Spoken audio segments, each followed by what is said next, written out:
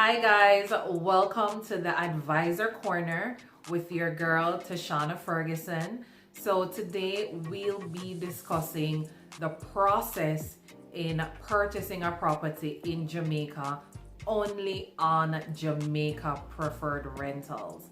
So stay tuned, you do not want to miss this.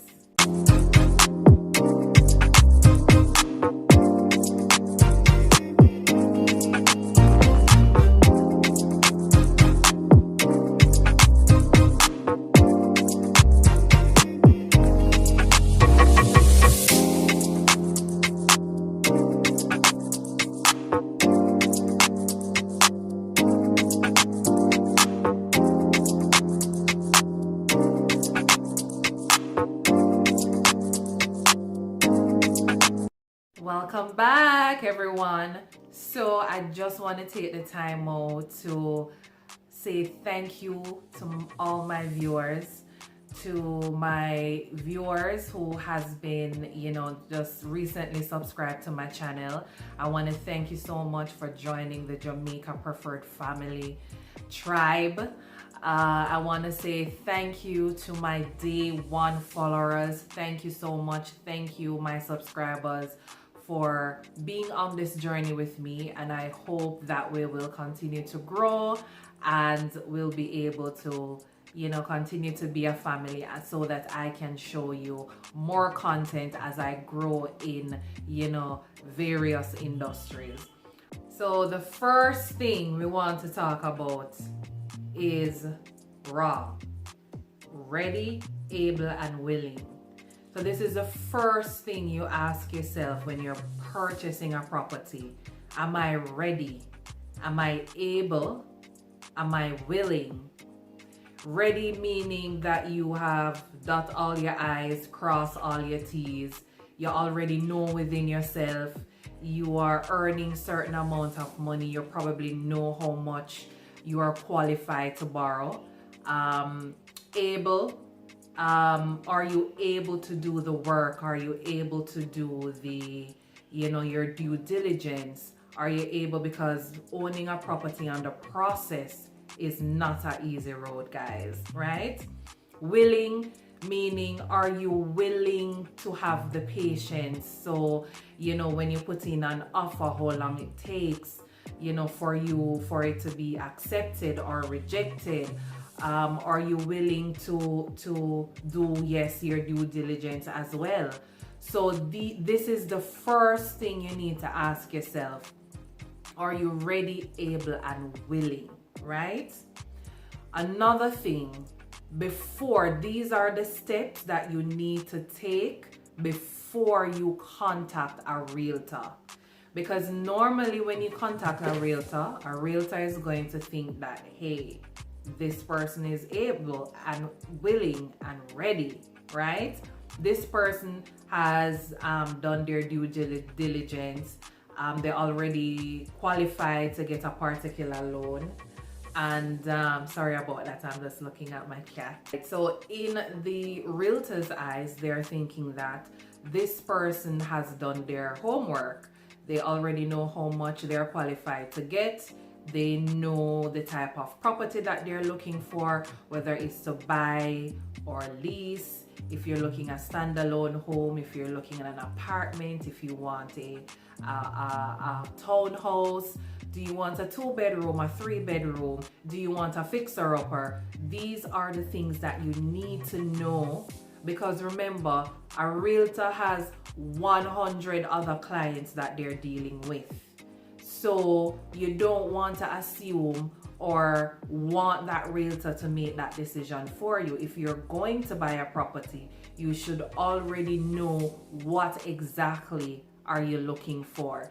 Even if it's not down to the T, you have the basic characteristic of the property that you're looking for. So that is that's another thing that you need to also know before you contact a realtor. Another thing, try to ensure that you know how much money you are qualified to get. That is very important. When you reach out to a realtor, the realtor number one, they ask you, are you already pre-approved for a loan? I'm sure that some of us has been asked that question, and most of us, it's a no. You want to ensure that you're already pre-approved for a loan. Pre-approval means that you went to your loans institution, whether NHT, or you went to your banks to find out your income versus how much you are eligible to get to borrow to buy a property, right? So what a pre-approval process entails, the first thing the bank asks you to get, they normally would want your ID, TRN, yes. They also will need 3 current pay slips. And another thing that they ask is for your income and contribution letter. That is a letter or letters that you would have gotten from your place of employment. So you need an income, that's one letter, and a contribution letter. Some companies, they may do one letter and merge the income and contribution as one. Some companies, they give you 2 separate letters, an income letter and a contribution letter. So with those 2 letters, you need your ID, TRN, 3 current pay slips. You take that to NHT or you take that to the bank, and that is what they use to qualify you for the millions for you to purchase a property. So I hope you're taking notes. So these are the things that you need to do before you contact a realtor. Once you know how much money you are qualified to get, then you can reach out to a realtor. After you have done that, you want to ensure that you reach out to the realtor now. You want to ensure that you know what exactly are you looking for, right? You're pre-approved. No, you are pre-approved for $20 million and you're saying to yourself, okay, I want a property that is valued at $20 million, right? The realtor know your budget, number one. The realtor now know your budget. The realtor now know that you are already pre-approved for that $20 million. So the realtor is saying that, okay, this person is ready, able, and willing. This person ready to do business, right? That's what the realtor is saying. You need to know whether you're looking at fixer-upper, the area that you're looking to live in, how many bedrooms, do you want a standalone home, do you want an apartment, do you want a townhouse, stuff like that. So these are the things that you need to know when after you've contacted the realtor, so that the realtor can streamline his or her search. Hope you're taking notes, guys. After you've done that, the realtor is out there now checking his system, checking here and there for that property for you. Then this is where I come in, the insurance advisor. So for those of you who doesn't know, let me reintroduce myself. My name is Tashana Ferguson. I am employed at Chancellor Insurance Agency, specializing in Sagicor products. So I provide life protection, portable healthcare benefits, savings, investment, retirement funds, mortgage benefits, education funds, family protection, estate preservation protection, and you name it. So these are the services that I provide under the Sagicor umbrella, right? So while your realtor is looking for that property for you, you need to get life insurance. You cannot get that mortgage without having a life insurance. Normally, when you're getting a mortgage from the bank normally sells you their creditor's life insurance. And if you listen to the word creditors, creditor mean you owe them. So it simply means that when you pass, they get back their $20 million. So what I provide individual life insurance, not creditors' life insurance, but individual life insurance. This insurance is more affordable. You get more benefits, and also your loved ones are also benefited from having individual life insurance. So it simply means, if the bank is giving you their life insurance, they're in it to make a profit. It simply means that when you pass away, they get all their money. For example, if you should take out an individual life insurance with me for your mortgage, because mind you, if you're getting a $20 million mortgage, you are required to get $20 million worth of life insurance. Did you know that?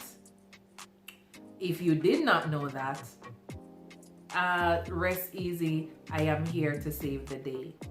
You are required, any amount of money that you're borrowing from the bank, you are required to have that in life insurance. That is how the bank reassures themselves that they're going to get back their money in the event something happens to you. So no, your mortgage does not write off when you pass away. It is the life insurance that is coupled in your mortgage payment. That is what pays the bank after you pass. So now today we learned something. Your mortgage payment includes life insurance. Yes, it does. You want to ensure that if you pass away, there's continuous income going into your family. Your children is still going to school. Your children can get to go to college, start that business that you hear them always talking about, and your family are able to live on after you pass away. You want to ensure that there is a nest egg for them. That is the benefits of having an individual life insurance. You want that because what this does, right? Let's say you have that $20 million individual life insurance, and you can choose to make it a term, which it can run for the duration of the mortgage, or you can make it a whole life insurance, which runs until you're 100 years, which I would want to take the individual one, because at the end of the day, it is more cost effective, you get more benefits, and your beneficiaries are benefited, right? Okay, let's go deeper into this. Did you know you can also add savings and investment to your individual life insurance? Yes, you can. Imagine your beneficiaries benefited. You are benefited. It is cheaper to have an individual life insurance versus creditor's life insurance, right? And I am right at your fingertips. How amazing is that, everyone? When you find that property, when that realtor comes back to you and say, hey, I think I found the property or some properties for you that you may like. When you choose a property now, before you choose that property, you want to ensure that your life insurance is already enforced. Simply means that it is approved. So now the realtor calls you and he says or she says, I find a property for you. You see the property, you make an offer, then you go through the process and you can now go to the bank and say, hey, I found a property, I am ready, send the money. You also want to let the bank know that you already have your $20 million worth life insurance. So you know what that's going to cause? That is going to reduce your mortgage payment significantly, because you had opted to take out a individual life insurance that was more cost effective than what would have been coupled with your mortgage payments. Did you know that? So you want to ensure that your individual life insurance that you would have gotten from me is already enforced before you take out that loan, because you don't want to start the process of getting the life insurance while they're processing the mortgage to send to your account. Because remember, everything takes a process. You have to do up the application, pay your first premium, send it to the company. The company has to now approve it, and then you don't want the money to come through and the life insurance doesn't come through. So while the agent is sourcing a property for you, you want to ensure that you already have that approved life insurance for when the real estate agent comes and say, I find a property, we are ready, make an offer. When you make an offer, the offer comes through, then you can go to the bank and the bank can, quickly do their process so that you can get the money to pay for your home. Okay? If you have any questions, you can drop them in the comments, or if you have a topic that you would like me to discuss that is, financially related, I'll be more than happy to answer it for you. So what we want to discuss now, I'm going to show you what the offer to purchase form looks like. That is the form that, when you go to an open house and you want to make an offer on a property, or you find a house and the realtor find a house for you, that is the form that you would have to fill out to make an offer. And this is what it looks like. Okay, so when you make that offer, the next thing that you want to do is to secure an attorney. So after you make the offer, you give it to the realtor, you want to secure an attorney to get the ball rolling, right? Then you want to do an evaluation of the property, right? Then you want to do a surveyor's report. Then after you've done that, you're going to sign the sales contract agreement between you and the homeowner. So your attorney is going to be there as well, and you want to sign the contract or sales agreement. Then this is the part that you go and pay your deposit. So after you sign the sales agreement, that is to lock the deal in. So you make the offer, you get the attorney, you do your evaluation of the property, the surveyor's report, and then you want to sign the contract and sales agreement. Then you go in and pay that deposit, whether it's normally 10% of the overall price of the property, right? Then these are some of the things that the attorney will do for you. They will do the transfer process for you. Title registration, that can be very tedious. So you want to ensure that you have an attorney that can do all of that for you, which is going to be a bit pricey. You can do it yourself, but if you're not privy to the information, it might be very challenging. If you don't have the time and if you have the luxury in getting an attorney to do all of that for you, I would recommend that you do that. So the attorney would do the transfer process for you, the title registration. They will also close the sales process for you. So the closing process and the process transfer sale. So the actual money that you get from the bank, they will do that process for you. Then when you collect the keys, then you can move into your property. How amazing is that? You can move in your home if it's a home, or if it's a land, then boom, you can cut the ribbon on that land.